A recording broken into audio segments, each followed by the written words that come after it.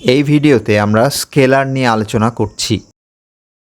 Scalar হলো একটি observable বা পরিমাপযোগ্য ভৌত রাশি, যেমন মাস, যেটিকে এম দিয়ে আমরা লিখেছি, যেমন এনার্জি, যেটিকে ই দিয়ে লিখেছি, তাপমাত্রা বা টেম্পারেচার, সেটিও একটি স্কেলার অবজারভেবল।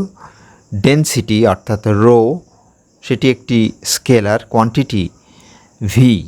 ভি হলো দ্রুতি অথবা স্পিড, সেটিও একটি অবজারভেবল এবং সেটি হলো স্কেলার।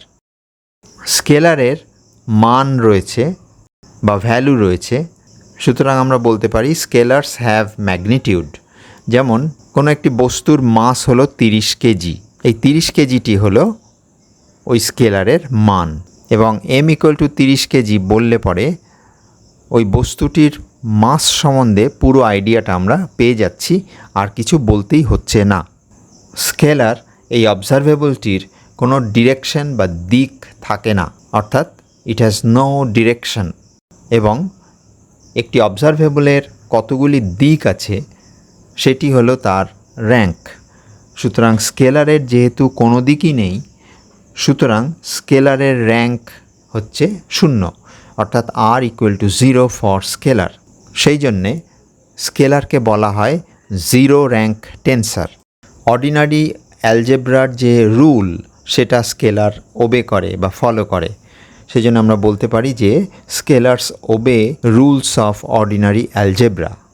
এই রুলগুলি কি কি আমরা সংক্ষেপে বলছি।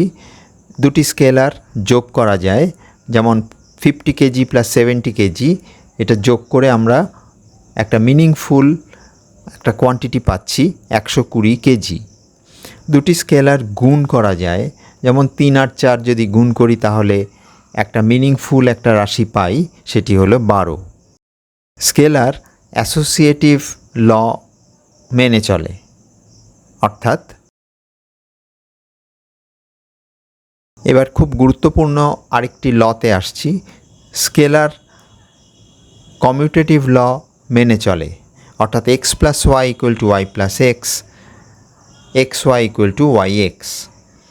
এখান থেকে বোঝা যাচ্ছে যে x এবং y এই দুটি স্কেলার কোনটি আগে লেখা হয়েছে বা কোনটি পরে লেখা হয়েছে সেটা কিছুই আসে যায় না, অর্থাৎ দে আর অর্ডার ইন্ডিপেন্ডেন্ট এবং দে কমিউট। যেটা ইচ্ছা আমি আগে লিখতে পারি, যেটা ইচ্ছা আমি পরে লিখতে পারি, ওদের যোগফল বা ওদের গুণফল একই হবে। এই কারণে বলা হয় scalars are C numbers, C for commuting, অর্থাৎ scalars commute. Distributive law scalar observable মেনে চলে, অর্থাৎ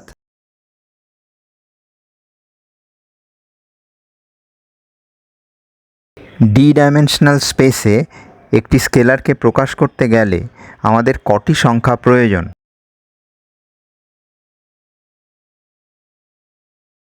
d⁻r, অর্থাৎ d⁻0, যেহেতু স্কেলারের র্যাঙ্ক হচ্ছে 0, অর্থাৎ 1।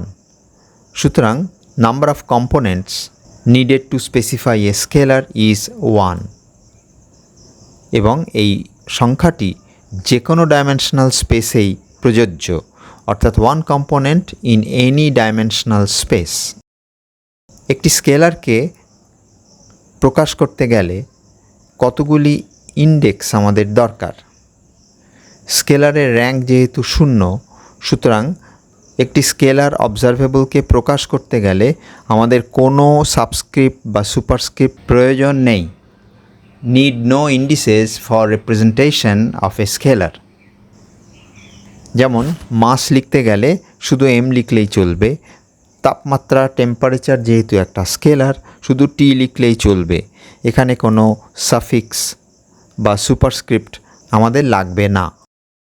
খুব গুরুত্বপূর্ণ একটি প্রপার্টিতে এবার আসব, যেটি দিয়ে আমরা আলোচনাটা শেষ করব।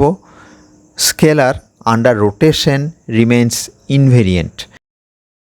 কোনো ঘূর্ণন বা রোটেশন স্কেলারকে অ্যাফেক্ট করতে পারে না, স্কেলারকে প্রভাবিত করতে পারে না। ইনভেরিয়েন্ট মানে অবিকৃত থাকে, অর্থাৎ রোটেট করলেও অবজারভেবল সেটি যদি স্কেলার হয় সেটি অবিকৃত থাকে। আমরা ঘুরিয়ে বলতে পারি ইনভেরিয়েন্ট কোয়ান্টিটিস, ধ্রুবক বা অবিকৃত রাশিগুলিকে স্কেলার বলা হয়। রোটেশন যে স্কেলারকে প্রভাবিত করতে পারে না সেটি আমরা প্রমাণ করব, অর্থাৎ behaviour of scalar under rotation, এটি হবে এই স্কেলার সংক্রান্ত পরের ভিডিওর আলোচ্য বিষয়।